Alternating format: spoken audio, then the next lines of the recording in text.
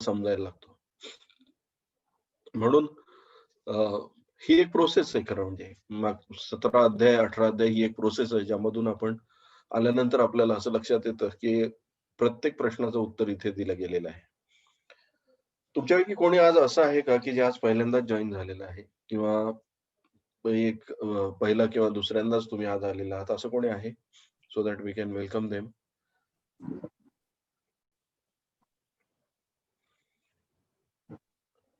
Hello, Atul साहेब, दयानंद यार. Yes दयानंदजी बोला. हा, मी फर्स्ट टाइम जॉईन करतो आहे. दयानंदजी thank you very much for joining. आणि मागचे पण तुम्ही यापूर्वीचे पण अध्याय जे आहेत ते युट्यूबवर आहेत, ते पण तुम्ही रेफर करू शकता.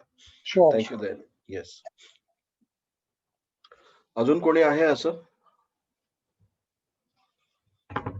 ओके. मी काही जणांना नेहमीप्रमाणे शेअरिंगला ऑपॉर्च्युनिटी देईल, 1 किंवा 2 जणांना. बिफोर वी डू दॅट, हा सगळा उपक्रम करण्यामागचा, प्रपंच सगळा करण्यामागचा उद्देश हा परत एकदा आपल्या समोर आणू इच्छितो. भगवद्गीता किंवा आपलं अध्यात्म जे आहे ते अत्यंत स्ट्रॉंग आहे. आपल्या अध्यायामध्ये प्रत्येक गोष्टीला उत्तर देण्याची ताकद आहे. इनफॅक्ट आपण प्रत्येक गोष्टीचा सोर्स आपल्या अध्यात्मामध्ये जाऊन शोधू शकतो.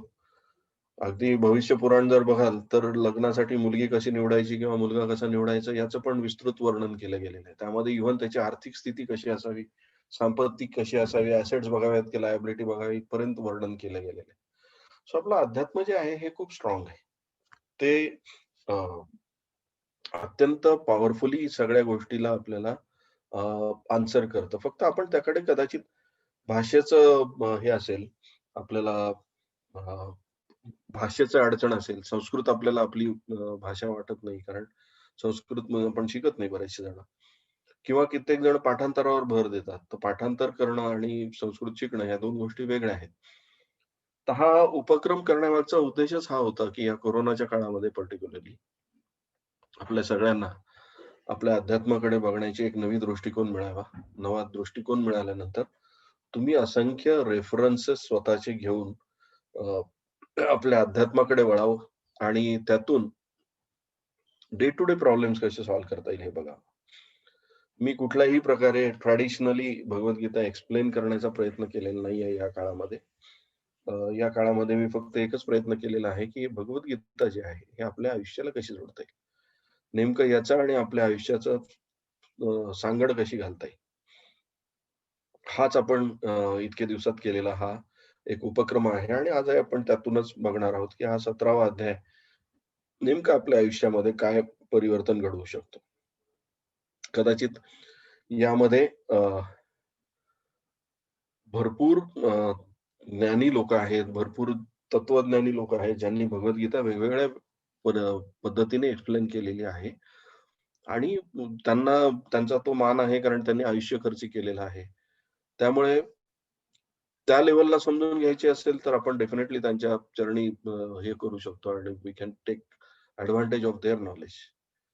पण तर डे टू डे लाईफमध्ये जर आपल्याला बघायचं असेल, की आपण संसारी माणसं आहोत. संसारी माणसाला संसार आणि हे सांभाळत असताना माझ्या आयुष्याला कसं जोडता येईल? हा जर विचार करायचा झाला तर आपण एका आपल्या कॉमन अँगलमधून बघावी, कॉमन नजरेतून बघावा, हा उद्देश होता. आणि त्यातूनच हा उपक्रम सुरू झाला. इतरही असंख्य यासोबत आपण उपक्रम घेतले. गुरुगीता पाहिली आपण. तुम्ही सगळ्यांनी त्याला पण प्रतिसाद दिला. काही दिवसामध्ये मी एक 40 ते 50 मिनिटाचा अजून एक प्रोग्राम करतोय. तो म्हणजे ओमकार नेमका समजून घेण्याची गरज आहे. ओंकार म्हणजे काय? ओंकाराचा अर्थ काय? आणि ओंकार हा आपल्या आयुष्याला कसा प्रभावी बनवू शकतो? 40 मिनिटाचा असाच एक भगवद्गीतेसारखा प्रोग्राम करेल. तुम्हाला ऑफकोर्स मी लिंक पाठवेल त्याची. बिफोर वी गो अहेड, 1-2 जणांना मी शेअरिंगची संधी देईन. रेश्मा तुम्हाला सपोर्ट करेल. या मागच्या 18 आठवड्यामध्ये, कारण एक अध्याय आपण 2 वेळा हे केलं होतं. तुम्हाला या मागच्या प्रवासामध्ये काही मिळालं किंवा काही शेअर करण्यासारखं असेल, तर तुम्ही ते जरूर शेअर करू शकता. सो तुमच्या कोणाला शेअर करायचं असेल, 1 किंवा 2 जणांना आपण संधी देऊया आणि मग पुढे जाऊया. शेअर करायचं असेल तर कृपया करून काही साइन दाखवा, so that Reshma can support you.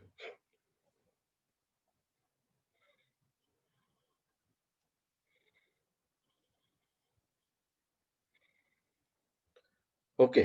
So I assume that की तुमच्याकडे कोणालाही सध्या शेअर करण्यासारखं काही नाहीये. गुड. Thank you. तर आपण आता पुढे जाऊया. स्ट्रेटवे आजच्या अध्यायाकडे जाऊया.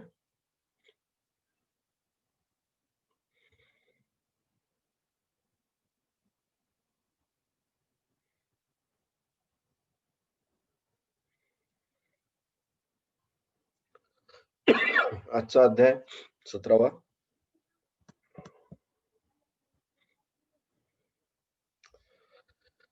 मुळामध्ये आपल्याला एक कन्फ्युजन निर्माण होतं.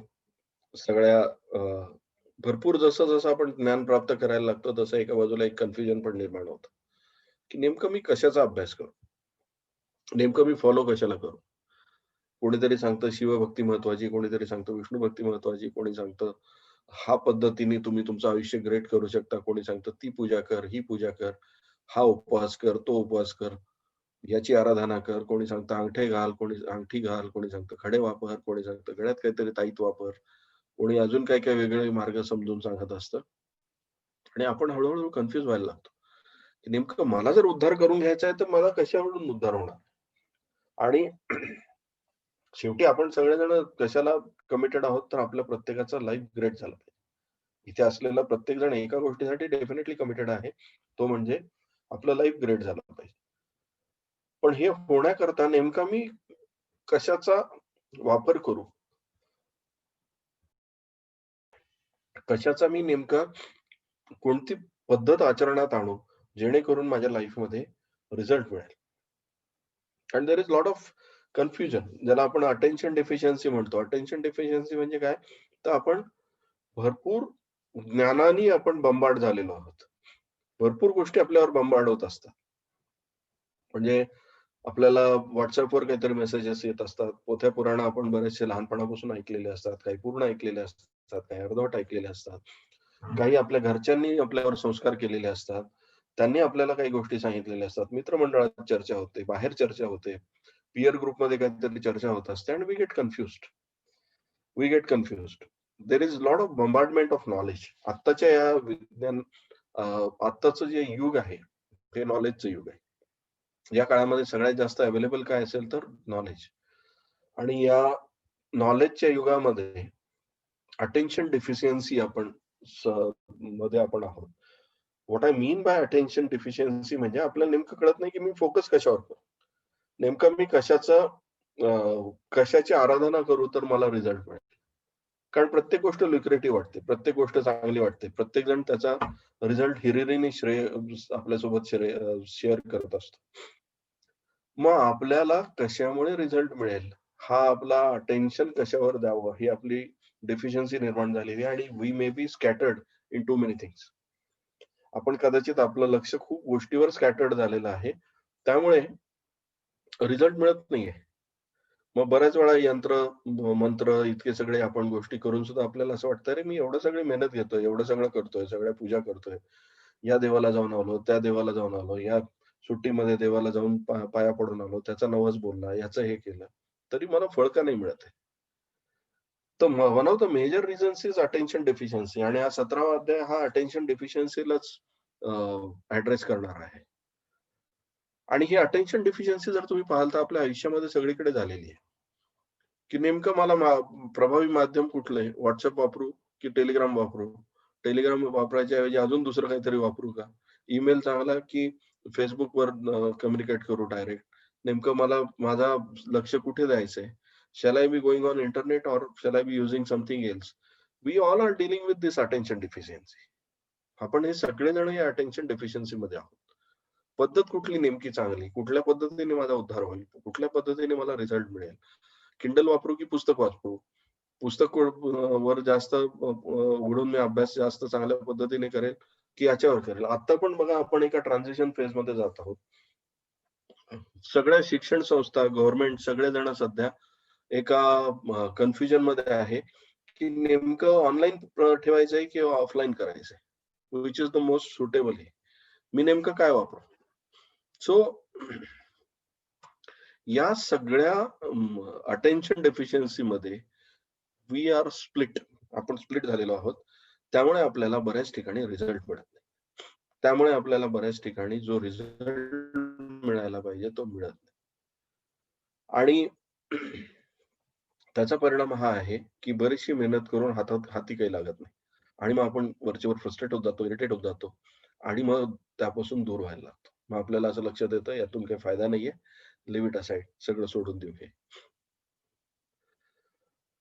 त्याचंच कदाचित उत्तर तुम्हाला आज मिळेल, की नेमकं मी काय करायचंय? इव्हन आहार-विहाराचं पण तसंच आहे. तुम्ही डायटिंगचं पण पाहाल ना, तर उपाशी राहून डायटिंग करा म्हणणारे भरपूर लोकं आहेत. दिवसभरामध्ये दर तासाने खाऊन वजन कमी करा म्हणणारे पण लोकं भरपूर आहेत.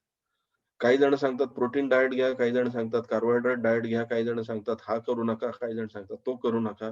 There is lot of knowledge being bombarded. There is lot of knowledge. पण आपण what we are dealing with is की आपल्याला नेमकं कळत नाही की यातलं मी उचलू काय? माझ्यासाठी काय आवश्यक आहे? यातलं माझ्या लाईफमध्ये भलं करणार काय आहे? मी कशावर फोकस करू so that I will be producing result in my life. कारण माझं लाईफ तर एकच आहे. मी त्यातून रिझल्ट प्रोड्यूस करायचा असेल तर मला कशातरी एका गोष्टीवर फोकस करावा लागेल. मग तो एक बॅकग्राऊंडमध्ये आपला रिस्क फॅक्टर पण येतो, की मी ह्याच्यावर जर रिझल्ट प्रोड्यूस करण्याकरता फोकस केलं आणि मला इथून रिझल्ट मिळाला नाही, तर एम आय मेकिंग मिस्टेक? हेच अर्जुनाचं पण कन्फ्युजन आहे. या अध्यायाच्या सुरुवातीलाच तुम्हाला लक्षात येईल, की हेच अर्जुनाचं पण कन्फ्युजन आहे आणि आपल्यामध्ये असलेल्या अर्जुनाचं हेच कन्फ्युजन आहे सध्या. गार्गी म्यूटवर जा ना बाळा प्लीज. ओके. सो नेमकं आपल्यामध्ये असलेलं कन्फ्युजन दूर होण्यासाठी हा अध्याय मदत करतो. की आज आपल्याला मी फोकस कशावर करू, अटेन्शन कशावर देऊ, यावर लक्ष देण्याकरता हा अध्याय आपल्याला सपोर्ट करणार आहे.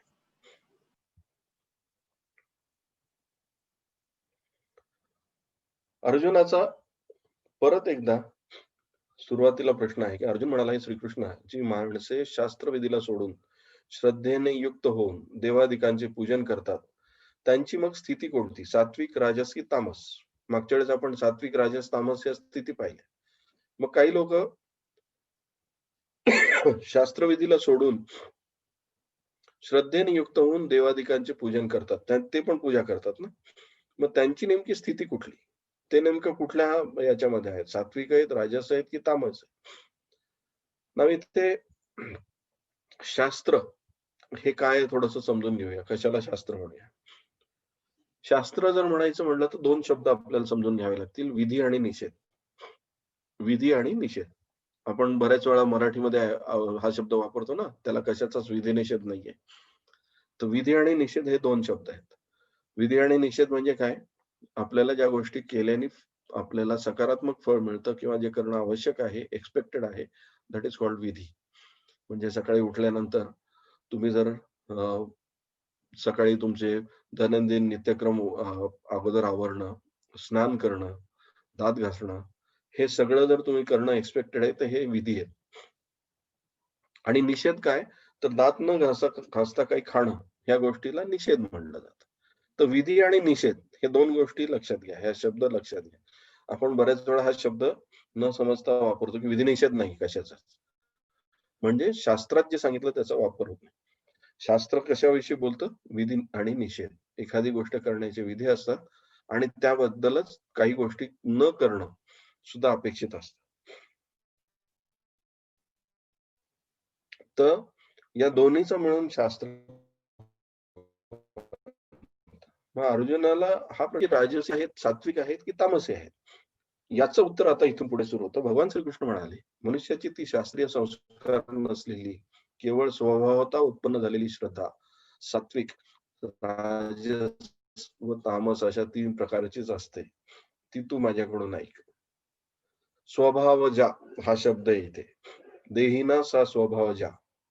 हा देहिना सा स्वभावजा म्हणजे तुमच्यामध्ये आतमध्ये वर्षानुवर्ष पिढी मागच्या जन्मांतरी तुमच्यामध्ये असलेली जी अ, तुमच्यामध्ये असलेली जी श्रद्धा असते, त्याला आपण काय म्हणू?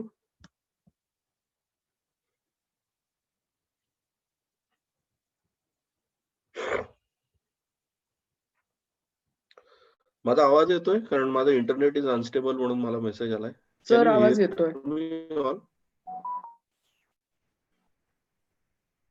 आवाज ओके, येतोय ओके. सर. Thank you. कारण आय सडनली फाउंड दॅट की आय एम लॉस्ट.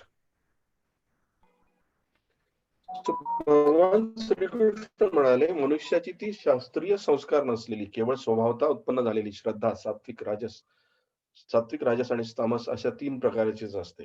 ते नीट समजून घे. ते स्वभाव ज्या म्हणजे काय, जी तुमच्यासोबत इनहेरिटेड आहे, तुमच्यामध्ये आतमध्ये आलेली आहे आणि आपण काही अक्वायर केलेली आहे, सात्विकी आहे. तर आता आपण नेमकं बघूया, की आपण याच्यामध्ये डिटेलमध्ये समजून घेण्याची काय गरज आहे. सर्व माणसाची श्रद्धा त्यांच्या अंतःकरणानुरूप असते. हा पुरुष श्रद्धामय आहे. म्हणून जो पुरुष ज्या श्रद्धेने युक्त आहे, तो स्वतःही तोच आहे.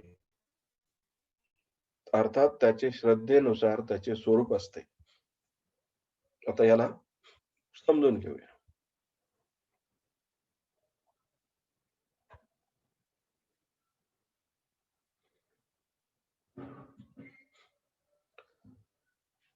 हे भारतात सर्व माणसांची श्रद्धा ही त्याच्या अंतःकरणानुरूप असते. हा पुरुष श्रद्धामय आहे. म्हणून जो पुरुष ज्या श्रद्धेने युक्त असतो, तो स्वतःही तोच आहे. अर्थात तो जो बाह्य स्वरूप आहे तेच त्याचं इंटरनल श्रद्धा आहे. नाव याला आपण थोडंसं प्रॅक्टिकली आपल्या लाईफशी जोडून बघू. तुमचे इंटरनल बिलीफ जे असतात ना, तेच तुम्हाला एक्सटर्नली ऍक्शन घ्यायला लावतात. एक सिंपल लॉजिक जर लावायचं म्हटलं आपण यामध्ये, तर तुमचे इंटरनल बिलीफ जे आहेत, तेच तुमच्या एक्सटर्नल ऍक्शन्स म्हणून येतात ना. आज आपण ज्या काही ऍक्शन्स घेतो त्या ऑटोमॅटिक होतच नाहीयेत. त्या कुठून येतायत? तर त्या सगळ्या आपल्या इंटरनल बिलीफच्या आहेत. आपण आतमध्ये कशावर श्रद्धा ठेवतो, त्यावर आपल्या एक्सटर्नल ऍक्शन्स ठरलेल्या आहेत. आणि यामध्ये कुठल्याही प्रकारचं लॉजिकची गरज नाहीये. तुमची जशी आंतरिक श्रद्धा असेल, तसंच तुमच्या एक्सटर्नल ऍक्शन्स येतील. तुम्ही त्या गोष्टीची कृती करा. तर म्हणूनच आपलं सगळं अध्यात्म जे आहे ना, ते आतमधून काम करतं. ते आतून बाहेर येण्यावर बोलतं. बाहेरून आतमध्ये येण्यावर नाही. प्रोसेस उलटी आहे आपली ही. माणसाचा जर उद्धार करायचा असेल, तर त्याचा आतून उद्धार झाला पाहिजे. मग बाहेर आपोआप रिझल्ट येतो. बाहेर कितीही त्यावर काम केलं एक्सटर्नल गोष्टीवर, तर त्याच्याने इंटरनल गोष्टी इम्पॅक्ट होत नाहीत. म्हणून आपण सात्विक आहोत, राजसी आहोत, तामसी आहोत हे जर बघायचं असेल, तर आपल्याला बघावं लागेल इंटरनली आपल्या श्रद्धा काय सांगतात. इंटरनली माझी श्रद्धा काय सांगते. मी कशावर बिलीव्ह ठेवतो. इंटरनली मी कोण आहे. आणि एक लक्षात घ्या, तुम्हाला कदाचित कन्फ्युजन म्हणजे तुम्हाला कदाचित यामध्ये वर्ड्समध्ये मांडता येणार नाही. पण जर तुम्ही तुमच्या ॲक्शन्स नीट चेक केल्या, जर तुम्ही आतापर्यंत तुमच्या लाईफकडे जर नीट अगदी न्यूट्रली पाहिलं, तर तुम्हाला लक्षात येईल, की तुम्ही इंटरनली काय आहात, हे आपल्याला समजून घेण्याची गरज नाही. फारसं त्यामध्ये कन्फ्युजन नाही. इमिडिएट आपल्याला कळेल, की इंटरनली आपण कुठल्या गोष्टीवर श्रद्धा जास्त ठेवतोय. कुठल्या गोष्टीवर आपण जास्तीत जास्त रिलाय केलेला आहे आतापर्यंत रिझल्ट प्रोड्युसिंगसाठी. कुठल्या गोष्टीवर आपण सगळ्यात जास्त श्रद्धा आतापर्यंत ठेवलेली आहे.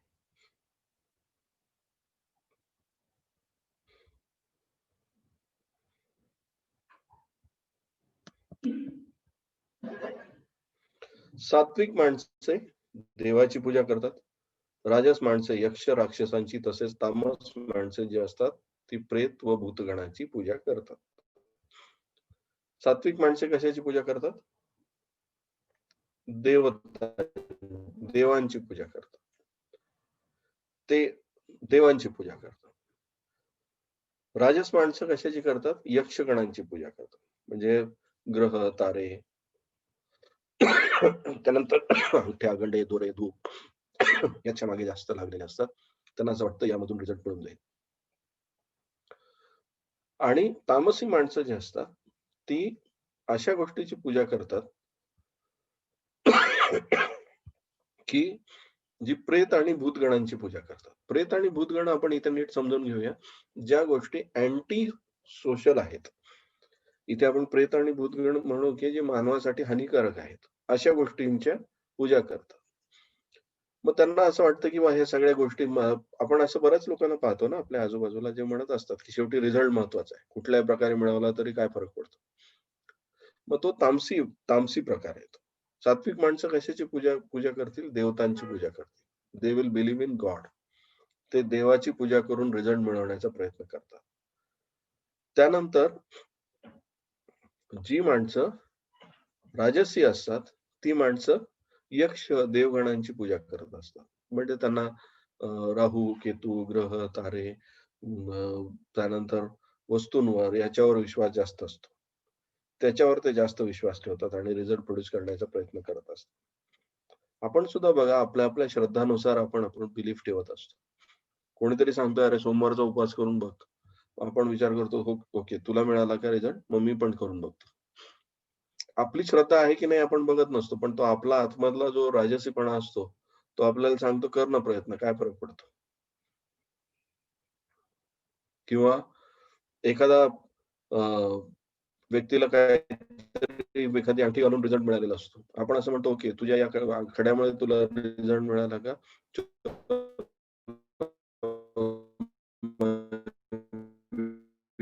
कोशिश करतो. सर तुमचा आवाज हे ब्रेक राज होत एखाद्या होता. एक्सटर्नल गोष्टीवर. हं. माझं इंटरनेट अनस्टेबल आहे असा मला मेसेज येतोय. सर अ, आवाज कट होतो सर तुमचा. व्हिडिओ बंद केलात तर मे बी ऑडिओ व्यवस्थित येईल. ओके. आता येतोय का आवाज? रेश्मा? हो सर येतोय आता. हो सर येतोय, क्लिअर आहे. ओके, मी स्लाइड समोर ठेवतो म्हणजे मग सगळ्यांना उपयोगी पडेल.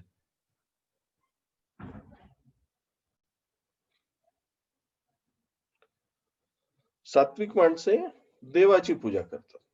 राजस माणसं यक्ष राक्षस गणाची तसेच तामस माणसं जी असतात ती प्रेत आणि भूत गणाची पूजा करतात. अँटी सोशल गोष्टींची पूजा करत असतात. जी माणसे शास्त्रविधी सोडून केवळ मनाच्या कल्पनेप्रमाणे घोर तप करतात तसे दंभ, अहंकार, कामना, आसक्ती याच्या बळाचा अभिमान यांनी युक्त असतात. आता हे जे तामसी जे लोक असतात ना, तुम्ही बघा अशा बिझनेसमध्ये शिरतात, अशा गोष्टी करतात, अशा गोष्टीमध्ये सांगत असतो आपण, की "अरे करू नका, तुम्हाला फायदा नाहीये, याने समाजाचं भलं नाहीये, तुमचं भलं नाहीये." शास्त्रविधीला ह्याला विधी पण नाहीये, निषेध असलेल्या गोष्टी आहेत. पण त्यांच्या मनाच्या कल्पना असतात, मी जे करतोय तेच बरोबर आहे. दंभ असतो, अहंकार असतो. त्यातून त्यांची प्रचंड कामना असते, की मला ह्या गोष्टी मिळाल्या पाहिजेत. आसक्ती असते आणि बळाचा अभिमान असतो, की मी करतोय म्हणजे हे योग्यच असलं पाहिजे. तर या प्रकारची माणसं ही तामसी याच्या मागे लागलेली असतात. आणि त्यामुळे त्यांना तर रिझल्ट मिळतच नाही. पुढे श्रीकृष्णाने हे सांगितलंय, की त्यांना तर रिझल्ट मिळतच नाही. पण ती माणसं मला पण त्रास देतात. जी माणसं शास्त्रविधी सोडून केवळ मनाच्या कल्पनेप्रमाणे घोर तप करतात. दंभ, अहंकार, कामना, आसक्ती आणि बळाचा अभिमान युक्त करतात. ते तामसी प्रकारे हे करत असतात. तामसी प्रकारे साधना करत असतात. जे शरीराच्या रूपात असलेल्या भूत समुदायाला आणि अंतःकरणात राहणाऱ्या मलाही कृश करणारे असतात. ते अज्ञानी लोक आसुरी स्वभावाचे आहेत असे तू जाण. ही सगळी जी मंडळी आहे, हे अज्ञानी तर आहेच आहे. पण हे मला सुद्धा कृश करणारे आहेत. कृश करणारे म्हणजे हे मला सुद्धा विपरीत कार्य करायला लावणारे आहेत. असे अज्ञानी लोक आसुरी स्वभावाचे आहेत. आपण मागच्या ह्याच्यात पाहिलं होतं, की असुर म्हणजे काय? तर जे शरीराच्या रूपात असलेल्या भूत समुदायाला आणि म्हणजे यांचा लोकांना तर त्रास होतोच.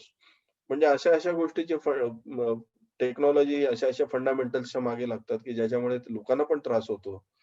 त्यांना पण म्हणजे अगदी तुम्ही इतिहासातले उदाहरणं बघा. कित्येक पंथ स्थापन झालेले आहेत. कित्येक अ, गोष्टी अशा स्थापन झालेल्या आहेत, ज्यांनी मानवजातीलाच त्रास झालेला आहे. त्याच्यामध्ये लोकांना पण त्रास झालाय, समाजाला पण त्रास झालेला आहे आणि ईश्वराला तर त्रास झालाच असेल.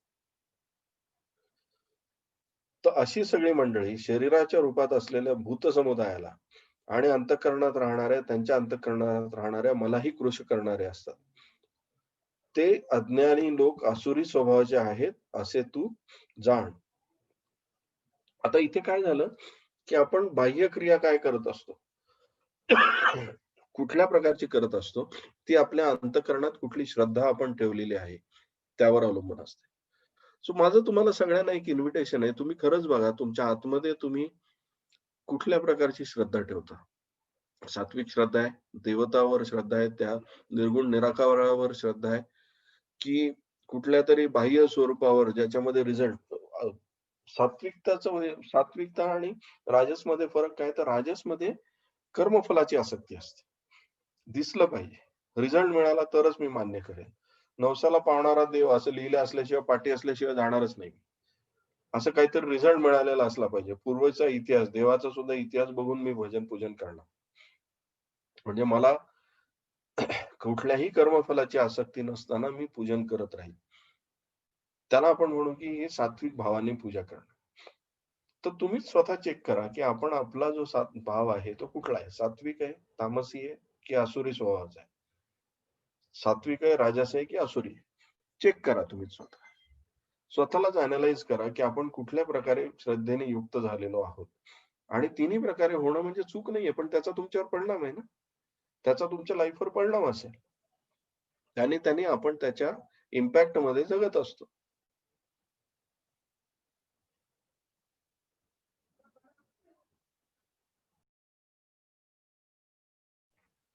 आता याचा आणि आहाराचा काय संबंध? भोजनही सर्वांना आपापल्या प्रकृतीप्रमाणे 3 प्रकारचे प्रिय असते. आता इथे उलट आहे बरं का. भोजनही सर्वांना आपापल्या प्रकृतीप्रमाणे 3 प्रकारचे प्रिय असते. म्हणजे आपण जे भोजन घेतो ते आपल्या प्रकृतीनुसार आहे.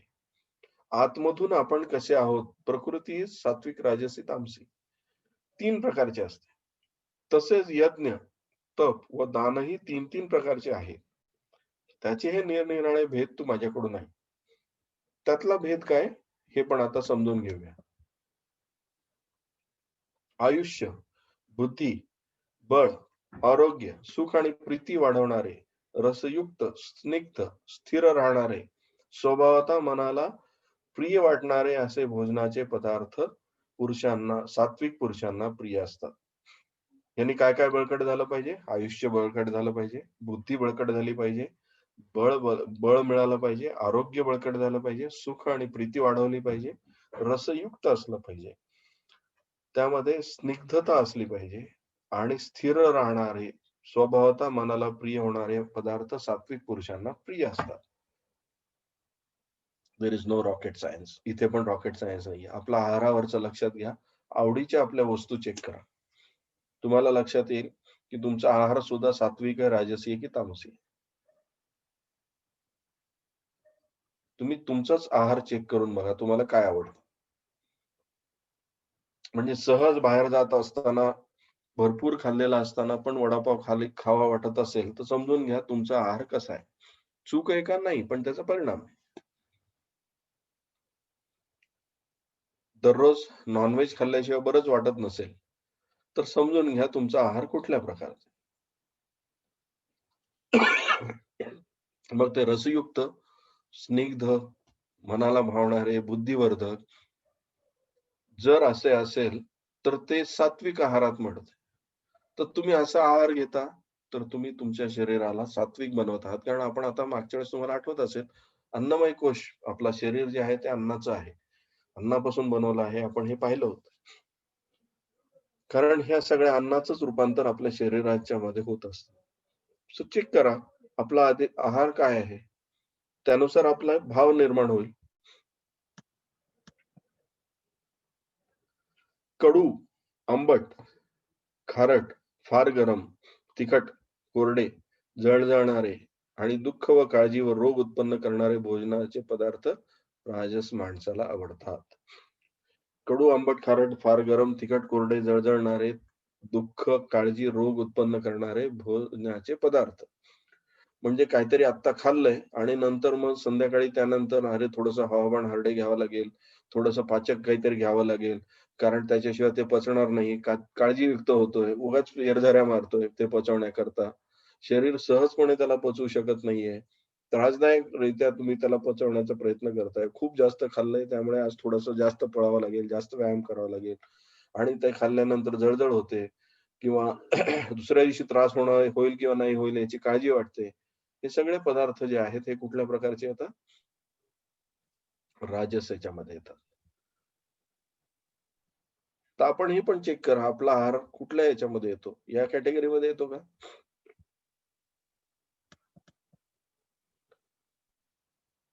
खूप खारट, पापड वगैरे, पापडाशिवाय जमत नाही, लोणच्याशिवाय जमत नाही. अगदी आपल्या भोजनातले पदार्थ बघा ना तुम्ही. कडू, आंबट, खारट, फार गरम, तिखट, कोरडे, म्हणजे अगदी खूप जास्त मसालायुक्त, कोरडे, जळजळणारे आणि दुःख व काळजी रोग उत्पन्न करणारे भोजनाचे पदार्थ. त्याच्यानंतर खाल्ल्यानंतर वी आर नॉट शुअर की आपली बॉडी याला सहजपणे पचवू शकेल की नाही. काहीतरी मेहनत घ्यावी लागेल, वरून एक गोळी घे, इनो पी, काहीतरी कर. सतत काही ना काहीतरी त्याच्यावर विचार करत राहणे. सगळे राजस माणसांना आवडतात. जे भोजन कच्चे, रस नसलेले, दुर्गंध येणारे, शिळे आणि उष्टे असते, तसेच जे अपवित्र असते ते भोजन तामसी लोकांना आवडते. कच्चे, रस नसलेले, दुर्गंध येणारे. मला मागे कोणीतरी विचारलं होतं की नॉनव्हेज विषयी काय मत आहे? तर नॉनव्हेज विषयी माझं काहीच मत नाही. श्रीकृष्णांनी काय सांगितलं इथे बघून घ्यायचं. की जे भोजन कच्चे, रस नसलेले, दुर्गंध येणारे. सुगंध येतो का? नाही येत. दुर्गंध येणारे, शिळे आणि उष्टे असते. तसेच जे अपवित्रही असते ते भोजन तामसी लोकांना आवडते. त्या प्रकारचं भोजन त्यांना आवडतं.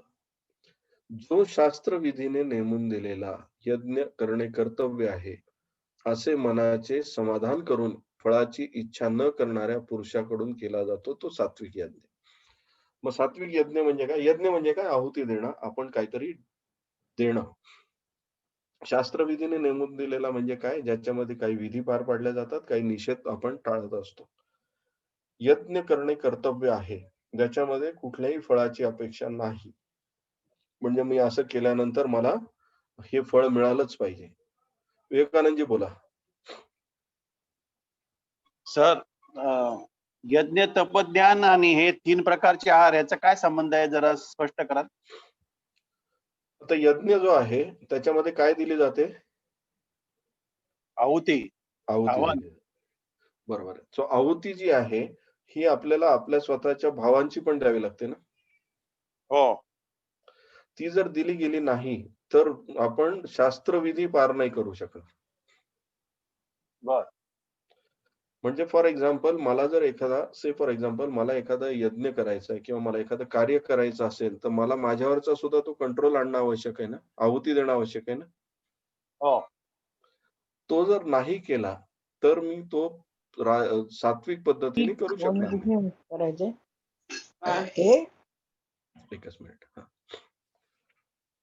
विवेकानंदजी, म्हणजे पूर्वी अगदी आपल्याला तुम्ही बघा की परान्न वर्ज्य, पाणी पण पिणं वर्ज्य, हे सगळे जे सांगितले गेले होते हा. याच्यामध्ये कुठेही भेदभाव म्हणून सांगितलं गेलं नव्हतं. बर. तर अन्न ज्यावेळेस आपण घेतो त्यावेळेस ऋणी होतो. हम्म.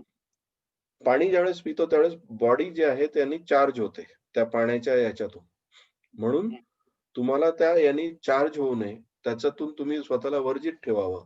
म्हणून त्याची पण आहुती दिली पाहिजे. बाहेर जर मी जर समजा या प्रकारचं कार्य करणं अपेक्षित असेल तर मला याची पण आहुती द्यावी लागेल की बाहेर किती चांगलं वाटलं, ल्युक्रेटिव्ह वाटलं, आग्रह झाला, किती मला अगदी लोकांनी सांगितलं की हे तुमच्यासाठी आहे, आवश्यक आहे, आम्ही खूप मेहनत करून आणलंय. तरी पण त्याचा त्याग करण्याची, आसक्तीरहित जगण्याची माझ्यामध्ये मला कॅपॅसिटी डेव्हलप करावी लागेल. तो यज्ञ मला करावा लागेल. सो हे करणंच खूप अवघड जातं. म्हणून मग आपण we fall prey to so many things. ठीक आहे. बर सर. राईट. थँक्यू.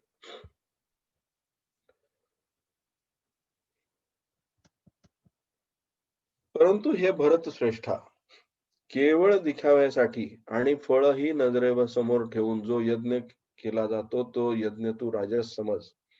केवळ दिखाव्यांसाठी म्हणजे कोणीतरी सत्यनारायणाची पूजा केली, मला पण करावीच लागेल. कोणीतरी आपलं दर श्रावणामध्ये कोणीतरी काहीतरी करतंय, पूजा करतंय, अरे मी नाही केलं तर मला पण पाप लागेल. मग ते पाप लागण्यापेक्षा एक आपली घरामध्ये पूजा टाकून देऊ, काही प्रॉब्लेम नाहीये. हे करणं म्हणजे काय? राजसीय फळाची अपेक्षा करून केलेलं आहे. देव नाराज न होणे हे सुद्धा कर्मफळ आहे ना. म्हणजे आपण यातून पण विचार करतो. तर एक लक्षात घ्या,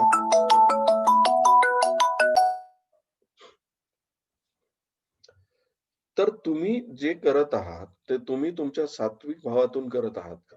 की केवळ दुसऱ्यांनी कोणीतरी केलं आहे, दुसरा कोणीतरी करत आहे हे बघून आपण करत आहोत. त्यामध्ये तुमची श्रद्धा आहे का? अगदी सत्यनारायणाच्या पूजेमध्ये पण ना मी नेहमी एक गोष्ट इंटरेस्टिंगली वाचलेली आहे. सत्यनारायण पूजेची जर आपण सांगता पाहिली, त्याच्यामध्ये जर पोथी वाचली, त्या पोथीमध्ये लिटरली धमकी दिलेली आहे. धमकी कशी? की तुम्ही जर समजा प्रसाद नाही घेतला तर तुमचं हे गायब होईल, ते गायब होईल, याच्यामुळे हा त्रास होईल, तो त्रास होईल. हे का केलं गेलं असावं? ह्याची योजना का केली गेली असावी? माणसं काय करतात, एखादी गोष्ट करण्यापर्यंत येतात, पण त्याचा प्रसाद घेत नाही. प्रसाद न घेण्याचं कारण काय असतं? त्याच्या शेवटापर्यंत जात नाहीत ते. ओके, 1 मिनिट स्क्रीन शेअर करतो. मला वंदना बोरसते.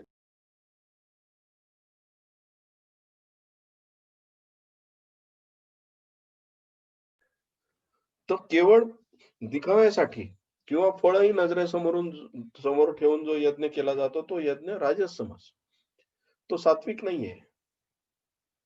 आता याचं थोडं विद्यार्थ्यांशी जर जोडायचं म्हटलं, तर विद्यार्थी कसा असेल हा राजस असलेला? किंवा इतर 4 तास अभ्यास करतो म्हणून मी पण 4 तास अभ्यास करेल. कोणीतरी सकाळी 5 वाजता उठून अभ्यास करतो म्हणून मी पण करेल. त्याच्यातून मला मिळालं तर काहीतरी मिळेल. तो इंटरनल आलेला तो फिलिंग नाहीये. मला ते करायचंय असं मी फिलिंग नाहीये ते. तुम्ही जे काही करत आहात, हा तुमचा भाव आहे का? तुमच्या आतमधून तुम्ही श्रद्धेने ते करत आहात का? म्हणून मग बऱ्याच वेळा आपण जे केवळ दिखाव्यासाठी केलेलं असतं, ते कर्मफळाची आसक्ती ठेवून केलेलं असतं, तिथे अपसेट्स निर्माण होतात. तिथे द्वेष निर्माण होतो. तिथे राग निर्माण होतो.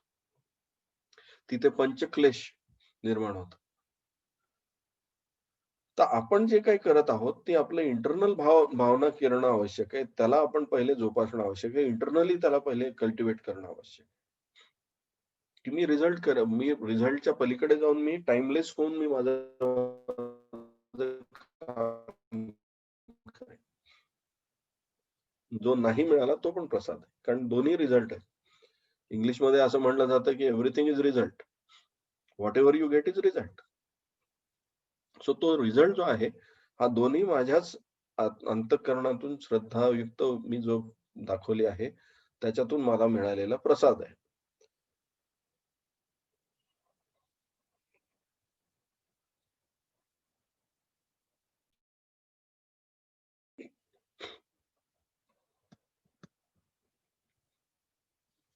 शास्त्राला सोडून अन्नदान न करता, मंत्राशिवाय दक्षिणा न देता व श्रद्धा न ठेवता केल्या जाणाऱ्या यज्ञाला तामस यज्ञ म्हणतात.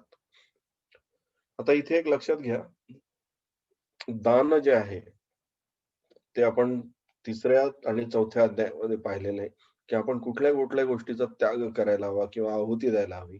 तर अन्नाची आहुती देतो आपण. मंत्रोच्चार करून आपण आपल्या इंटरनल गोष्टींना इम्प्रूव्ह करतो, त्याची आहुती देतो. दक्षिणा देणं म्हणजे द्रव्य, धनाची आहुती देतो. आणि श्रद्धा ठेवणं म्हणजे स्वतःच्या मीपणाची आहुती देणं. या प्रकारच्या न ठेवता केल्या झालेल्या यज्ञाला तामस यज्ञ म्हणतात. शास्त्राला सोडून नाही, चला जाऊ द्या, मला पाहिजे त्यावेळेस मी करेल. अन्नदान मला वाटलं तर करेल, नाही तर मला काही गरज नाहीये. आहुतीची काय गरज आहे? मी हे करतोय म्हणजेच खूप मोठी गोष्ट आहे. आणि आणि आपल्या मनाला वाटेल तसं एखादा यज्ञ करणे किंवा एखादी गोष्ट क्रिया करून आणणे. याला आपण तामस यज्ञ म्हणू. तामस यज्ञ म्हणजे तुमचा तो केवळ घडवून आणलेला एक विधी आहे. तुम्ही तुमचा दंभ, अहंकार, तुमच्या मनाला बरं वाटावं म्हणून केलेला आहे. त्याच्यामध्ये कुठेही या मनुष्य समुदायासाठी काही केलेलं नाहीये. देव, ब्राह्मण, गुरु व ज्ञानी याची पूजा करणे, पावित्र्य, सरळपणा, ब्रह्मचर्य आणि अहिंसा हे शारीरिक तप म्हणले जाते. आता इथे एक लक्षात घ्या, देव, ब्राह्मण व गुरु, ज्ञानी यांची पूजा करणे. पूजा करणे म्हणजे काय? सरेंडर होणे. देव, ब्राह्मण, गुरु, ज्ञानी याची पूजा करण्यासाठी काय करावं लागेल? स्वतःला सरेंडर व्हावं लागेल. मी लीन झालो आहे. मी तुम्हाला शरण आलो आहे. ही भावना जपावी लागेल. हे शारीरिक तप आहे. पावित्र्य, स्वतःला त्या सात्विक भावात ठेवणे, सरळपणा. ब्रह्मचर्याचा अर्थ फक्त सेक्सशी रिलेटेड नाहीये. कृपा करून ही गोष्ट डोक्यातून काढून टाका. बऱ्याच वेळा आपल्याला ब्रह्मचर्य it is related to only sex, हा आपल्याला न जाणो कुठून आलेला विचार आहे. पण it has nothing to do with that.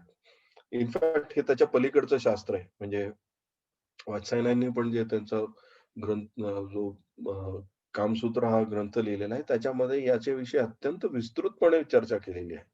आणि त्यामध्ये जर तो नीट वाचला तर लक्षात येईल की ते भ्रामक कल्पना आहेत त्या सगळ्या बाजूला पडतात. It's not about having sex or not having sex. It's all about तुम्ही त्याच्यामध्ये किती शुचिता आणता आणि त्यामध्ये तुम्ही किती प्युरिटी ठेवता यावर त्याच्यामध्ये ब्रह्मचर्य म्हटलं जातं. सो कृपा करून हे पण डोक्यातून काढून टाका की it's all about it's related to sex only. No no no. हा भावनांशी रिलेटेड आहे आणि वात्सायनांनी त्याच्यावर खूप विस्तृतपणे चर्चा केलेली आहे. दुर्दैवाने काय होतं की आपल्याला एक ठराविक बाजूच आपल्या समोर आणली जाते आणि ती वर्षानुवर्ष समोर आणल्यामुळे आपल्याला असं वाटतं की तेवढीच बाजू बरोबर आहे. आणि हा एक तसं बघायला गेला एक चांगला मार्केटिंगचा फंड आहे की आपल्याला जे विकायचंय तेवढ्याच गोष्टी समोर आणायच्या आणि मग लोकांनाही असं वाटायला लागतं तेच सत्य आहे. म्हणजे मार्केटिंगचं एक फार चांगलं तत्व आहे की एखादी गोष्ट माणसाच्या मनात वारंवार बिंबवली गेली तर माणसाचा ब्रेन हा त्याला सत्य असत्य हे विचार नाही करत, तो त्याला ऍक्सेप्ट करतो. That becomes truth over the period of time. तर ब्रेनचाही आपल्याला ह्याच तर फायदा घेतला जातो आणि माणसांना वस्तू विकल्या जातात, माणसांना बळी पाडलं जातं, माणसांना धर्माच्या नावाखाली बऱ्याचशा गोष्टी मिसलीड केलं जातं just because our brain has no brain of itself असं म्हटलं जातं. मेंदूला स्वतःचा मेंदू नाहीये. त्याला जे सांगितलं जातं तेच तो विश्वास ठेवतो. त्यामुळे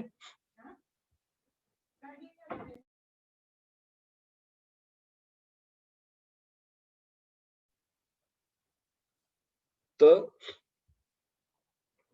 असं म्हणलं जातं की brain has no brain of itself. तर त्यामुळे तिथे जे तुम्हाला बिंबवलं जाईल तेच तुम्ही त्यामध्ये जास्तीत जास्त विचार करायला लागाल. तर हे ब्रह्मचर्य हा सुद्धा प्रकार तसाच आहे. इनफॅक्ट आपला धर्म सुद्धा आपल्यासमोर असाच आणला गेलाय की तो एका विशिष्ट प्रकारेच आपल्या डोक्यासमोर आणला गेला, आपल्या डोळ्यासमोर आणला गेला आणि इट इज सो इतके दिवस तो इतक्या सिस्टमॅटिकली आपल्या डोक्यात टाकला गेला की आपण त्यामध्ये समज आणि गैरसमज निर्माण केले. त्यामुळे या गोष्टी पण क्लिअर होणं आवश्यक आहे. जे दुसऱ्याला न बोचणारे, प्रिय, हितकारक आणि यथार्थ भाषण असते ते, तसेच वेदशास्त्रांचे पठण व परमेश्वराच्या नामजपाचा अभ्यास हेच वाणीचे तप. इथे काय आहुती द्यावी लागेल? दुसऱ्याला न बोचणारे जर भाषण करायचे असेल तर आपल्याला कशाची आहुती द्यावी लागेल? मी मोठा आहे, मला जास्त कळतं, I am right, you are wrong, याची आहुती द्यावी लागेल. दुसऱ्याला न बोचणारं भाषण करायचं असेल तर, किंवा दुसऱ्याला त्रास देण्यात मला सुख आहे ह्याचा आहुती द्यावं लागेल. प्रिय, सतत दुसऱ्याला प्रिय असं जर बोलायचं असेल तर मला जे वाटतं तेच बरोबर आहे या विचारांची आहुती द्यावं लागेल. हितकारक आणि यथार्थ. हितकारक म्हणजे त्याच्या हिताकरता जे आहे आणि यथार्थ योग्य भाषण असते ते. आणि वेदशास्त्राचे पठण व परमेश्वराच्या नामजपाचा अभ्यास हेच वाणीचे तप म्हणले जाते. हे जर करायचं असेल तर काय करावं लागेल? तुम्हाला स्वतःला मीपणा सोडावं लागेल. आय एम राईट, समोरचा चूक आहे. वाणीचे तप म्हणजे काय? वाणीची देवता कुठली आहे? अग्नी आहे. आणि अग्नीला असं म्हटलं जातं अग्नी हा जाळतो. बरोबर आहे ना? इंग्लिशमध्ये फायर्ड हा शब्द वापरला जातो. He is fired. त्याला सांगितलं जातं उद्यापासून कामावर येऊ नको. शब्द वापरला जातो ही इज फायर्ड. तर फायर हा जो शब्द आहे तो वाणीची देवता फायर आहे म्हणून वापरला जातो. तर याचा तप करणं म्हणजे काय? मी बरोबर आहे, दुसऱ्याला न दुखवणारं भाषण करणे, दुसऱ्याला न त्रास होऊ देणारं भाषण करणे, या सगळ्या गोष्टी करणे.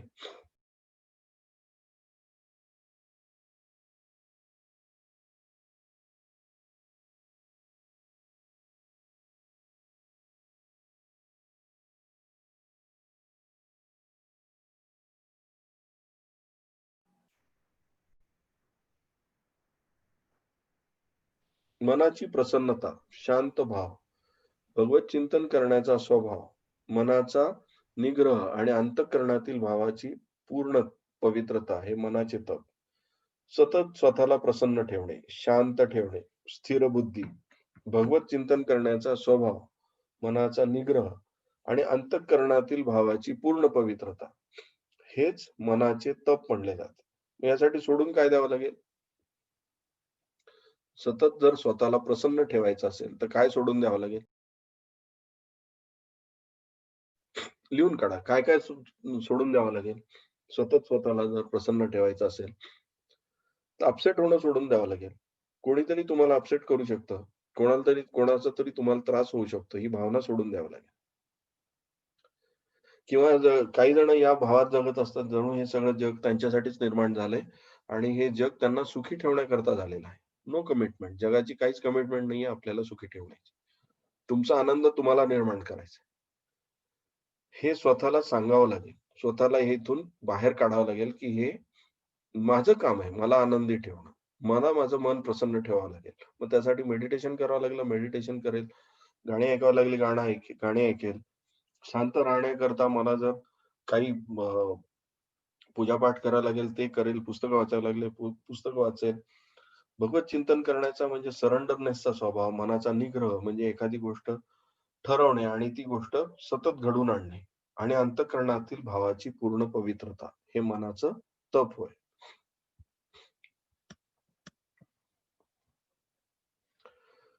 फळाची इच्छा न करणाऱ्या योगी पुरुषांकडून अत्यंत श्रद्धेने केलेल्या वर सांगितलेल्या तिन्ही प्रकारच्या तपाला सात्विक तप म्हणतात. फळाची कुठलीही इच्छा नसणे, फळाची इच्छा न ठेवता योगी पुरुष म्हणजे जो सतत स्वतःमध्ये असलेल्या या गोष्टीचं हवन करायला रेडी आहे. श्रद्धेने म्हणजे बिलीफ, या प्रकारच्या तपाला सात्विक तप म्हणतात. जे तप सत्कार, मान, पूजा होण्यासाठी तसेच दुसऱ्या काही स्वार्थासाठी स्वभावाप्रमाणे किंवा पाखंडीपणे केले जाते, ते अनिश्चित तसेच क्षणिक फळ देणारे येथे राजस म्हणले जाते. सत्कार, मान, पूजा किंवा थोडं काहीतरी बरं वाटावं, मला काहीतरी मान मिळावा, माझ्यासाठी काहीतरी कौतुक व्हावं,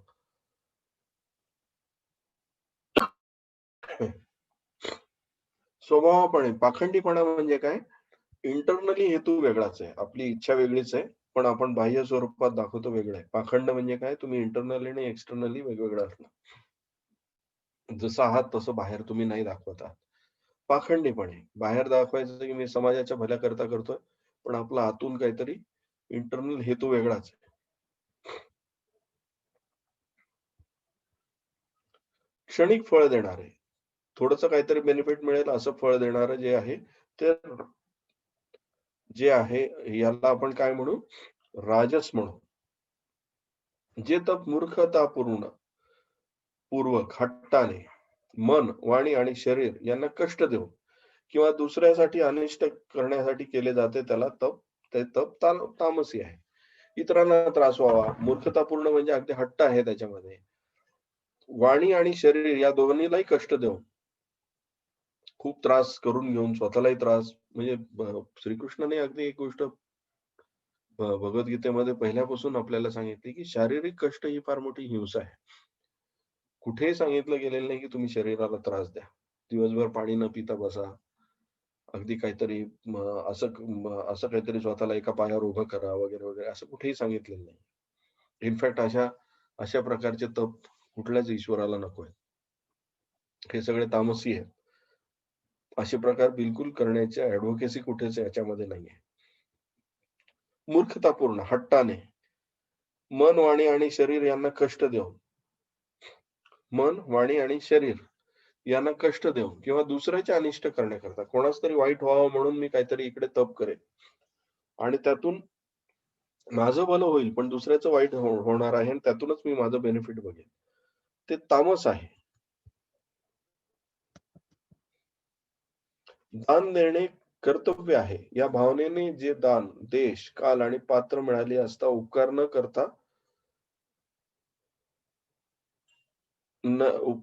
करणाऱ्याला दिले जाते, ते दान सात्विक म्हणले जाते. दान कोणाला दिले जावे? ज्याचं मला देणं कर्तव्य आहे. जे या भावनेने दान देश, काल आणि पात्र मिळाले असता उपकार न करता करणाऱ्याला दिलेले आहे, त्याला दान सात्विक म्हणतो. इनफॅक्ट आपल्याकडे दानाचं पण खूप महत्व आहे. तुम्ही आणि ही सगळी जी मंडळी आहेत, ही श्रीमान योगी मी मागेच तुम्हाला सगळ्यांना सांगितलं होतं, की ही माणसं सगळी श्रीमंत माणसं योगी पण आहेत. योगी म्हणजे काय? ते दानधर्म करत असतात. त्यांना दानधर्म करायला आवडतो. ते जे काही कमवतात ते डोनेट पण करतात. कारण लोकांना डोनेशन पण केलं पाहिजे. तुम्ही जे कमवता, you must give it back to the society. तुम्हाला सोसायटीला परत करता आलं पाहिजे. म्हणून आज या जगामध्ये जेवढ्या चांगल्या-चांगल्या योजना आहेत ना, त्या सगळ्या या लोकांच्या डोनेशन्सवर चालतात आणि ही सगळी माणसं श्रीमंत आहेत. आज ही सगळी माणसं आपण पाहतो, की अत्यंत श्रीमंत अशी माणसं या जगाला चालवत असतात. मग ते बिल गेट्स असतील, छत्रपती शिवाजी महाराज असतील, रतन टाटा असतील किंवा अगदी अजिम प्रेमजी असतील, कित्येक माणसं असतील. ह्या लोकांच्या आज भल्यामुळे आज या जगाचा उद्धार होतोय. त्यांच्या त्या दानशूर पणामुळे या जगाचा उद्धार होतोय. कारण त्यांना माहितीये, की ते जे कमवतात, ते या जगाला पण मिळालं पाहिजे. या जगापर्यंत पण पोहोचलं पाहिजे.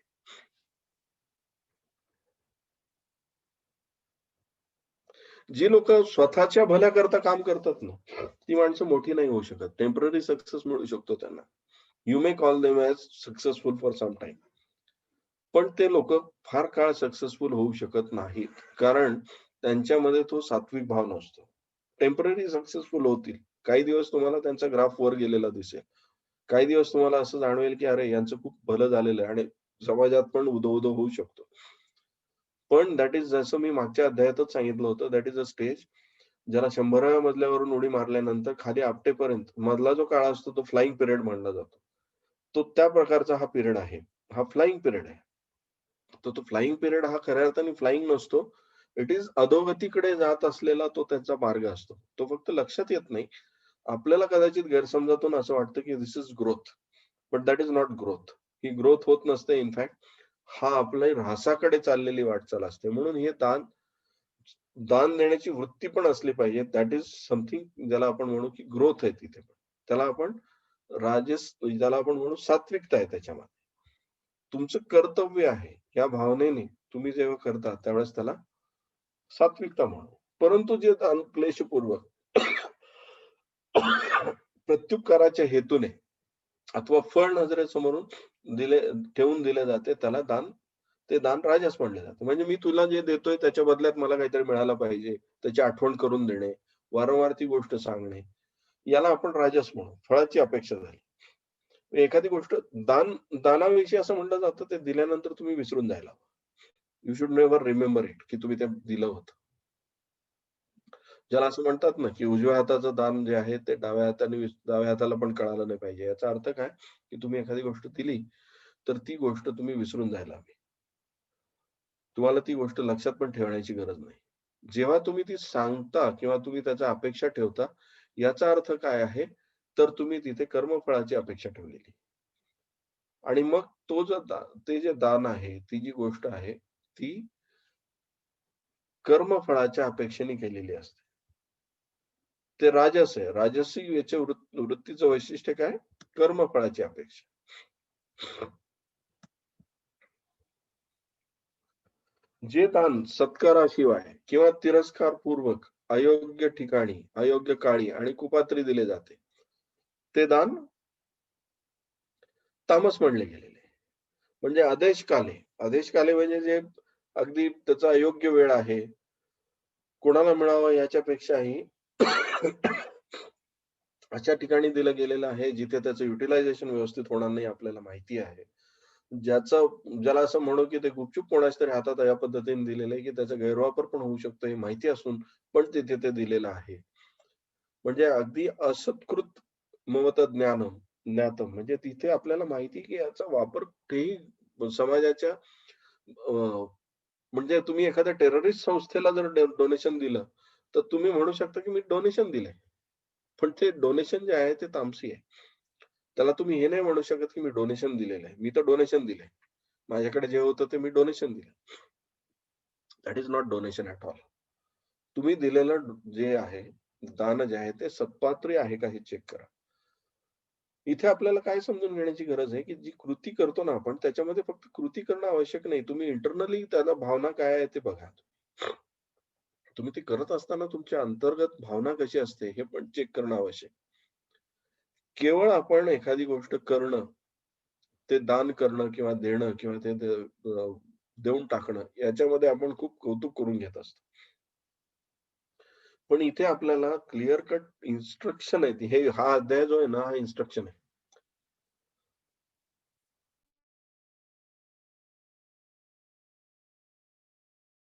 की तुम्ही जे काही देत आहात, ते सत्पात्री आहे का? त्याचा योग्य वापर होणार आहे का? त्याचा वापर चांगल्या ठिकाणी होणार आहे का? ते पण तुम्ही बघितलं गेलं पाहिजे. तरच ते खऱ्या अर्थाने तुमचं कामाला येणारं दान आहे. म्हणजे तुम्ही जे त्याग केला आहे, तुम्ही जो यज्ञ केला आहे, तो सुद्धा कामाचा आहे. ओम तत्सत अशी 3 प्रकारची सच्चिदानंद घन ब्रह्माची नावे सांगितली आहेत. त्यापासूनच सृष्टीच्या आरंभी ब्राह्मण, वेद आणि यज्ञादी रचले गेलेले आहेत. याच्यावर मी एक 40 ते 50 मिनिटाचा वेगळा प्रोग्राम करतोय. कारण ओम जे आहे, हे प्रत्येक उपनिषदामध्ये वेगवेगळा त्याचा उच्चार केला गेलेला आहे. अगदी म्हणजे आपल्या अ, संतांनी पण त्याचं वर्णन भरपूर केलेलं आहे. म्हणजे ओंकार स्वरूप गणेशाचे, ते तिन्ही देवाचे जन्मस्थान, अकार, उकार, मकार हे सगळे यातूनच आलेलं आहे. अकार तो ब्रह्मा, उकार तो विष्णू, मकार तो महेश. म्हणजे ओम मध्ये ब्रह्मा, विष्णू, महेश पण आहे. ओम पासून निर्मिती झालेली आहे. ओम पासून चालतात गोष्टी आणि ओम पासूनच डिस्ट्रक्शन पण आहे. या गोष्टीवर अत्यंत विस्तृतपणे आपण एक 40 ते 50 मिनिटाची चर्चा करूया. कारण माझी अशी इच्छा आहे, की तुम्हाला ओम जो आहे, हा जो आहे जो आहे एकाक्षरी मंत्र आहे आणि ज्याला असं म्हणू, की ओम हा जो आहे, हा बीज मंत्र आहे. बीज मंत्र म्हणजे तो सुरुवातीला लावणं म्हणजे एसटीडी कोड सारखं आहे. एसटीडी कोड जसा लावला गेल्यानंतर तो कॉल लागतो, तसा हा लावणं पण आवश्यक असतं आणि त्यातून आपल्याला कळतं, की वी आर क्रिएटिंग कनेक्शन. म्हणजे अगदी तुम्ही अ, कठोपनिषद घ्या, सगळे उपनिषदामध्ये घ्या, की यामध्ये ओंकाराचं अनन्यसाधारण महत्त्व सांगितलं गेलेलं आहे. आणि गणपती विषयी पर्टिक्युलरली असं म्हटलं तर गणपती आद्य देवता आहे. गणपतीला जर पाहिलं तर गणपतीचा आणि ओंकाराचा खूप मोठा संबंध आहे. म्हणून आपण एक 30-40 मिनिटं त्याच्यावरच चर्चा करूया वेगळी. अ, पूर्ण तो एक मी प्रेझेंटेशन तुमच्यासाठी आणेल, की नेमकं ओंकाराचं महत्त्व काय आणि ओंकार करणं आणि ओंकार एवढा पॉवरफुल आहे, की सगळ्या धर्मांसाठी आहे, सगळ्या मानवजातीसाठी आहे. मानवजात नंतर सेपरेट झाली. अ, मुस्लिम धर्मीय सुद्धा आमेन म्हणतात. तर आमेनमध्ये पण ओम आहे. त्यानंतर अगदी प्रत्येक ठिकाणी तुम्ही जर पाहाल तर ओम हा तुम्हाला शब्द सापडेलच. म्हणजे हिंदू असो, मुस्लिम असो, ख्रिश्चन असो, त्याच्यामध्ये तुम्हाला ओंकार म्हणजे अगदी शब्द घ्या ओमनीप्रेझेंट. सर्वत्र प्रेझेंट असलेल्या शब्दाचा इंग्लिश शब्द आहे ओमनीप्रेझेंट. ओएम नी सुरू झालेला. ओमनीपोटेंट.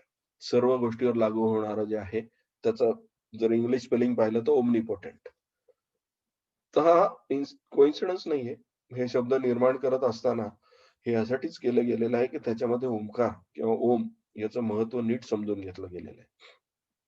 आपणही ते समजून घेऊया आणि ओंकारचा उच्चारण करणं म्हणजे अकार, उकार, मकार याच्यामुळे आपल्या शरीरावर डायरेक्ट कसा संबंध होतो, त्याच्याने आपल्या शरीराच्या सेल्सला कशी चालना मिळते, हे शास्त्र आपण समजून घेऊया. सकाळी जे 5 AM क्लबमध्ये तुमच्यापैकी आहेत, मी त्यांना वारंवार सांगत असतो, की सोल्फेजिओ फ्रिक्वेन्सी आहे. जगामध्ये फक्त 9 स्वर आहेत. या 9 स्वरांपैकी पहिले जे 6 स्वर आहेत ते सोल्फेजिओ फ्रिक्वेन्सीचे आणि सोल्फेजिओ फ्रिक्वेन्सीमध्ये ओमकारचा उच्चारण असलेले जवळचे खूप आहेत, ज्याने आपल्या DNA आणि बॉडी सेल्सवर खूप मोठं काम होतं. हे पूर्वीच्या शास्त्रकारांना माहिती होतं. त्यांनी म्हणून आपल्याला हे सगळ्या गोष्टी निर्माण करून दिलेल्या आहेत आणि या फ्रिक्वेन्सी ज्या आहेत, ह्या आपल्या बॉडीवर डायरेक्ट ॲक्ट करत असतात. म्हणजे तुम्ही ओंकाराचं उच्चारण करा, भलेही तुम्हाला त्यातून काही कळणार नाही, भलेही तुम्हाला त्यातून काही शास्त्र कळणार नाही, पण बॉडीला फायदा होईल. मी सकाळीच एक उदाहरण दिलं, की एखादं स्टेशन जर लागलं नाही, तर असा टू आवाज येतो. एक ती फ्रिक्वेन्सी असते. आणि ती जर फार वेळा ऐकली ना तर आपण चिडचिड व्हायला लागतो. आपण म्हणतो अरे बंद करते पहिले. कारण that is called devil's frequency. त्या फ्रिक्वेन्सीचा मानवी मनावर एवढा परिणाम होतो की आपण सहजपणे चिडचिड व्हायला लागतो. त्यामुळे अ, या पूर्ण आपलं वर्ल्डच हे रेझोनेटिंग आहे आणि व्हायब्रेटिंग आहे. ओंकार हा सुद्धा व्हायब्रेशन साउंड आहे. त्यामुळे इथे ओंकाराचं परत भगवान श्रीकृष्णांनी महत्व सांगितलं असेल त्यात नवल नाहीये. की हे सगळे जे आहेत ही सच्चिदानंद परमगणाचीच नावं सांगितली आहेत. त्याच्यापासूनच सृष्टीच्या आरंभी ब्राह्मण, वेद आणि यज्ञादी रचलेले आहेत. यातूनच सगळ्या सृष्टीची निर्माण झालेली आहे. म्हणून वेद मंत्रांचा उच्चार करणाऱ्या श्रेष्ठ पुरुषांच्या शास्त्राने सांगितलेल्या यज्ञ, दान व तप रूप क्रियांचा नेहमी ओम या परमात्म्याच्या नावाचा उच्चार करून आरंभ होत असतो. तो बीज मंत्र आहे. तो आवश्यक आहे. कारण त्याच्यापासूनच या गोष्टीची निर्माण झालेली आहे. या नावाने संबोधल्या जाणाऱ्या परमात्म्याचेच हे सर्व काही आहे. या भावनेने फळाची इच्छा न धरता नाना प्रकारचे यज्ञ, तप व ज्ञान, दानरूपी क्रिया कल्याणाची इच्छा असणाऱ्या पुरुषांकडून केल्या जातात. तसेच यज्ञ, तप आणि दान यामध्ये जी स्थिती अर्थात आस्तिक बुद्धी असते तिलाही सत म्हणतात. ओम तत्सत. आणि त्या परमात्म्याकरता केलेले कर्म निश्चयाने सत म्हणले जाते. तेच पूर्ण आहे, निर्गुण आहे, संपूर्ण आहे असे म्हणले जाते. हे पार्था, श्रद्धेशिवाय केलेले हवन, दिलेले दान, केलेले तप आणि जे काही केलेले शुभ कार्य असेल ते सर्व असत म्हणले जाते. ते ना इहलोकात जाते, ते ना इहलोकात फलदायी होतात, न परलोकात होतात. श्रद्धेशिवाय म्हणजे त्यामागे पूर्ण सश्रद्धा आपण जर नसेल आणि ते केलेलं हवन जर असेल तर ते राजस आहे, ते सात्विक नाहीये. त्यामधून आपल्याला ते फलदायी होत नाही. तुम्हाला जर फलदायी करायचं असेल, एक लक्षात घ्या, असं म्हणलं जातं की म्हणजे तुम्ही जर सात्विकपणे श्रद्धा जर असेल तर ती जास्त चांगली, त्यापेक्षा सात्विकपणे तुम्ही नास्तिक व्हा, काही प्रॉब्लेम नाही. भगवंतांनी कुठेच असं म्हणलेलं नाहीये की तुम्ही त्याचं भजन पूजन केल्यानेच तुमचं फक्त भलं होईल, काही प्रॉब्लेम नाहीये. तुम्ही एखाद्या गोष्टीला न मानणं सुद्धा श्रद्धाच आहे. त्यामुळे काही नुकसान नाहीये. त्याच्यानुसार तुम्हाला फळ प्राप्ती होईल. त्यामुळे पण खोटा दांभिकपणा कोणीतरी सांगतंय म्हणून, कोणाला तरी बरं वाटावं म्हणून आणि कोणाच तरी सांगण्यावरून जर आपण ह्या गोष्टी करणार आहोत तर त्या जास्त उलट्या डेंजरस आहेत. त्यामुळे आपण इंटरनली जे आहोत त्याला पूर्ण न्याय द्या. त्याला तुम्ही पूर्णपणे इंटरनली वी आर प्युअर, हे लक्षात घ्या. Internally we are very sacred. Internally आपण अत्यंत शुद्ध निर्मळ आहोत. त्याला न्याय द्या. तुम्ही जन्माला आले त्यावेळेस कोणाचंच वाईट व्हावं म्हणून जन्माला आलेलं नाहीये. कोणीच असं जन्म घेतलेला नाहीये की या पृथ्वीवर माझा जन्म यासाठी झालाय की मला कोणाच तरी वाईट करायचं. या पृथ्वीवर कोणाच तरी मला वाईट करण्याकरता किंवा मी एवढ्या लोकांना, अगदी जो अतिरेकी सुद्धा असतो तो जन्माला आलेला असतो, तो हे विचाराने जन्माला येत नाही की मला या पृथ्वीवरून इतक्या लोकांचा नाश करायचा. ते नंतर त्याच्या विचारावर झालेले संस्कार आहेत. तो नंतर अक्वायर केलेला प्रकार आहे. त्यामुळे एक लक्षात घ्या की आपण प्युअर फॉर्म आहोत. आपण सगळे ईश्वर का म्हणतोय? जसं पाण्याचं उदाहरण दिलं होतं भगवंतानी, की मी ज्यावेळेस मला हे सगळे गुणदोष का लागत नाहीत, कारण मी ज्यावेळेस या पृथ्वीवर आलो किंवा मी तुला दिलं ते प्युअर होतं. पाणी ज्यावेळेस वरून खाली आलं त्यावेळेस ते प्युअर होतं. त्यामुळे ते खाली आल्यावर ते गढूळ झालं. ज्यावेळेस वरून आकाशातून पाण्याचा वर्षाव होत असतो पावसाचा, त्यावेळेस ते प्युअर फॉर्म असतं. त्याच्यात काय इम्प्युरिटी असते? ते इतर याच्यात मिसळल्यावर त्याच्यामध्ये इम्प्युरिटी यायला लागते. तसंच सगळ्या गोष्टी, जर आपणही या पृथ्वी तलावर आलो आहोत त्यावेळेस अत्यंत प्युअर फॉर्म मध्ये आलेलो आहोत. त्यानंतर आपण या सगळ्या गोष्टी अक्वायर करत गेलो. जर आपण एखादी गोष्ट अक्वायर करू शकतो तर ती गोष्ट सोडू पण शकतो. म्हणजे एखादी गोष्ट जर आपल्यामध्ये बाहेरून आत येऊ शकते तर आपण तिला बाहेर परत टाकू पण शकतो. सिंपल नियम आहे. म्हणजे एखादी गोष्ट जर इंटरनल असेल तरच तिला आपण, अगदी आपल्या डिझाईनचा पार्ट असेल तर you cannot throw it outside. जसं आपल्या बॉडीचे पार्ट आहेत इंटरनली, जे इंटरनलच बनलेलं आहे, you cannot throw it outside. पण ज्या बाहेरून आतमध्ये ज्या गोष्टी आलेल्या आहेत, त्या गोष्टी आपण डेफिनेटली बाहेर काढू शकतो. त्यामुळे इथे सात्विकता हा जो भाव आहे हे लक्षात घ्या. प्रकृतीच्या नियमानुसार आपण जे काही बनलेलो आहोत ते प्युअर आहोत. प्रकृतीने आपल्याला जे इथे ज्या फॉर्ममध्ये पाठवलंय ते प्युरिटीच्या फॉर्ममध्ये पाठवलंय. नंतर ह्या सगळ्या अक्वायर्ड इश्यूज आहेत आपले. आपण जे काही आता डील करतोय, दिस इज ऑल अक्वायर्ड लाईफ. त्याला डील करण्याचाच मार्ग या सगळ्या अध्यायातून आपण आतापर्यंत समजत आलेलो आहे.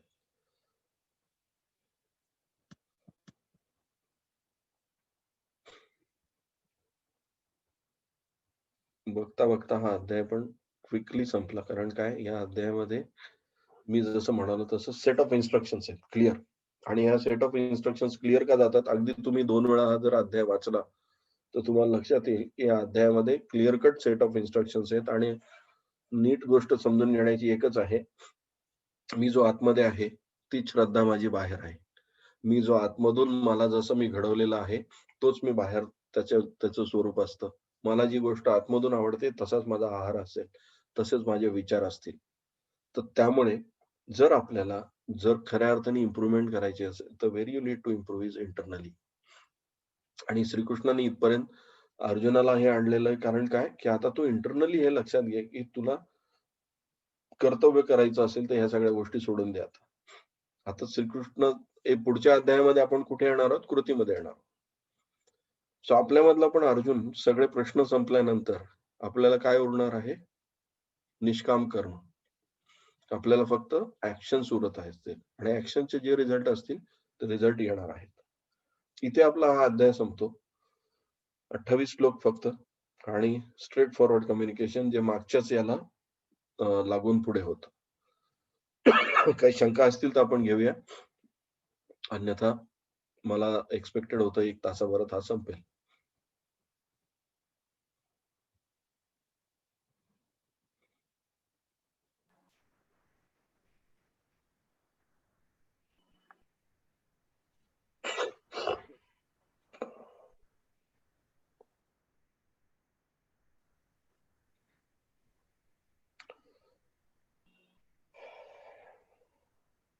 क्या बात आहे.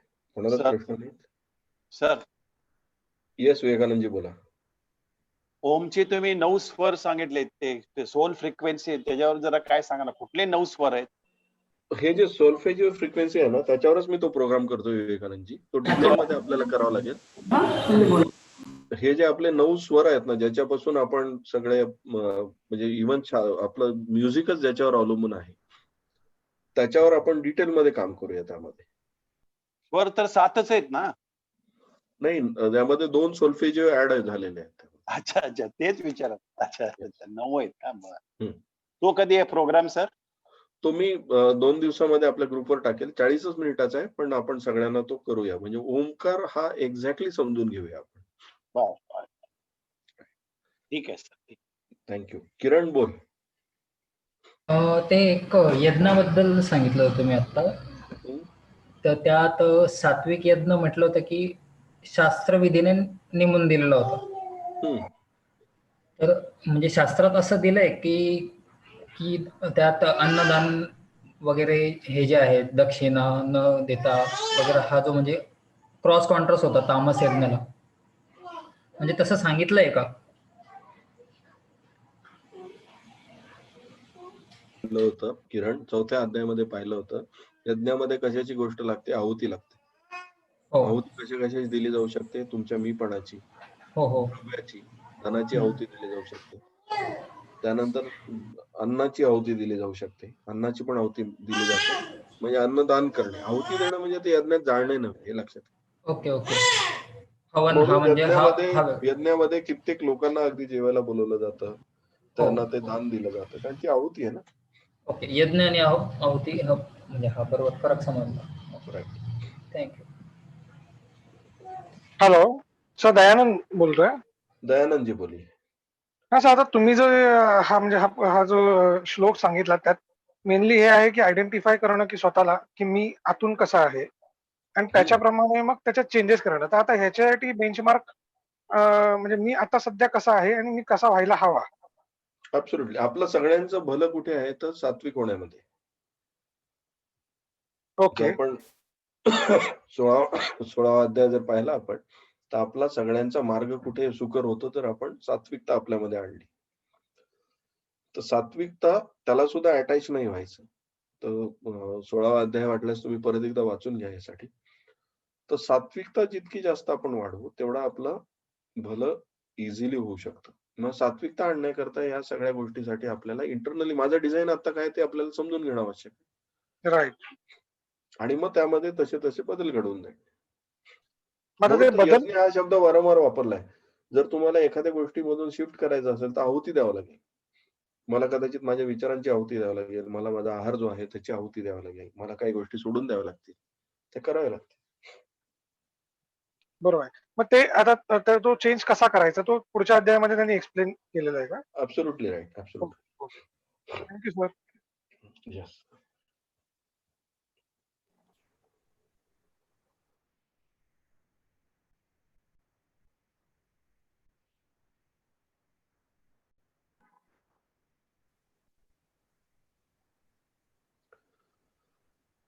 ओके. सो जर कोणाला काही प्रश्न नसेल तर आपल्याला जवळपास 40 मिनिटं जास्तीची मिळतात आज. तुमच्या सगळ्यांचे धन्यवाद. आजच्या या एक म्हणजे ज्याला बोलतो 16, 17, 18 हे स्वीट अध्याय आहेत. एकदम असे क्लिअर कट इन्स्ट्रक्शन आहेत. सो धन्यवाद परत एकदा तुमच्या सगळ्यांचे आज जॉईन झाल्याबद्दल आणि माझा उत्साह वाढवल्याबद्दल. सर प्रश्न विचारायचा आहे मला. बोला ना दीपालीजी. नमस्कार सर. तुम्ही म्हणालात की आपल्याला आतून आली पाहिजे कुठली पण स्फूर्ती, देवाचं म्हणा किंवा धार्मिकता, पण आपण मग मुलांना तर आपण शिकवताना आपल्याला त्यांच्यामध्ये उतरवावं लागतं ना ते. मग आपण समोरच्याला सांगायचंच नाही का की तू हे कर, हे चांगलं आहे? सांगण्याची गरज पण पडत नाही. तुम्ही सहजपणे बघा की या प्रोग्राम मध्ये पण तुम्हाला जाणवलं असेल बरेचसे जण कॅमेऱ्यासमोर असताना सहजपणे त्यांचे मुलं बाजूला येऊन बसलेले असतात. का बसलेले असतात? कारण आतमध्ये त्यांच्या ती श्रद्धा कुठेतरी असते, ती जागृत होते बाहेरच्या एखाद्या गोष्टीमुळे. म्हणजे माझा अगदी स्वतःचा जर अनुभव सांगायचा झाला ना तर मी लहानपणी माझ्या आजी भजनाला जायची त्यावेळेस मी तिच्या मागे लागून जायचो की मला पण यायचंय तुझ्यासोबत. का? कारण ते मला कुठेतरी मला कनेक्शन वाटायचं, कळायचं काहीच नाही पण जाऊन मस्त वाटायचं तिथे. माझ्या आतमधली श्रद्धा ती जागृत होत होती तिथे जाऊन. नाही मग आता मुलांना काही वेळा ऐकतात, काही वेळा ऐकतच नाही. असं मग कसं काय करायचं? काही त्यांना ऐकवण्याची गरजच नाहीये. त्यांच्या इंटरनली एक लक्षात घ्या, आपली पिढी जे काय करेल त्याच्यातून त्यांच्यावर संस्कार घडतील. ते आहे बुवा, आपण घरात करतोच सगळं. ऍब्सोल्युटली. धन्यवाद सर. नमस्कार. थँक्यू दीपालीजी. थँक्यू. नमस्कार.